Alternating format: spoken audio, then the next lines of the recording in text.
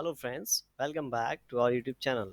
अभी हम लोग यहाँ पे एशियन पेंट्स लिमिटेड की एनालिसिस करेंगे और देखेंगे कल के दिन मीन्स यहाँ पे 30th ऑफ अप्रैल को किस तरीके से अपना प्राइस एक्शन पैटर्न दिखाएगा और इसके इंपॉर्टेंट लेवल्स कैसे रहने वाले हैं।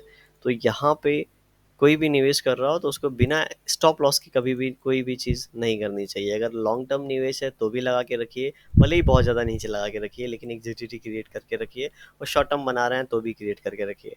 अभी यहाँ पे देखेंगे आप एशियन पेंट्स को, तो आज के दिन इनसाइड कैंडल बनाया है, इस ट्रेंड लाइन के आसपास टाइम स्पेंड कर रहा है। और एक अगर आप यहाँ पे इस तरीके से इसको समझने की कोशिश करेंगे, इस तरीके से अगर आप देखेंगे तो यहाँ पे देखेंगे इस तरीके से एक inverted hammer head and shoulder pattern बन रहा है, जिसका यहाँ पे 1:1 निकालेंगे इस तरीके से तो लगभग लगभग हमारे पास 3200 का लेवल निकल के आता है।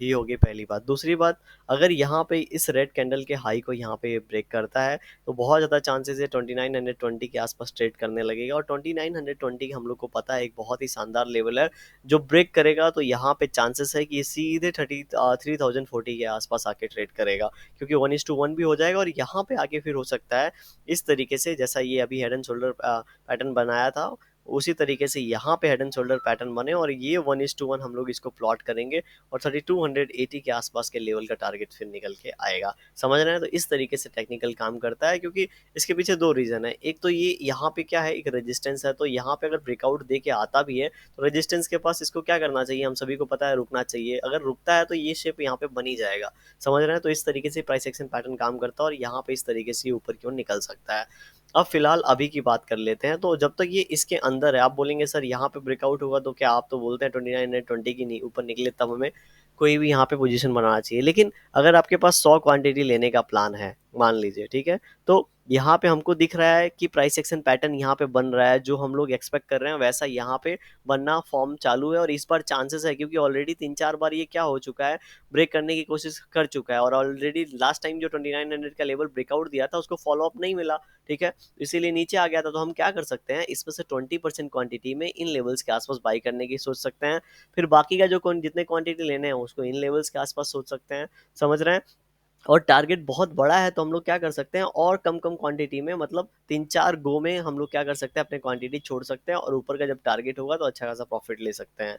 समझ रहे हैं? तो ऐसे करने से क्या होगा, हमारा जो रिस्क हो जाएगा वो कम हो जाएगा और हम बहुत अच्छे तरीके से उसको हैंडल कर पाएंगे। अब हम लोग क्या करते हैं, 15 मिनट टाइम फ्रेम पे चलते हैं। अगर आप 15 मिनट टाइम फ्रेम पे इसको देखेंगे तो देखिए इतने इस तरीके से ये इस ट्रेंड लाइन के आसपास क्या कर रहा है, अभी शेप बना के बैठा हुआ है।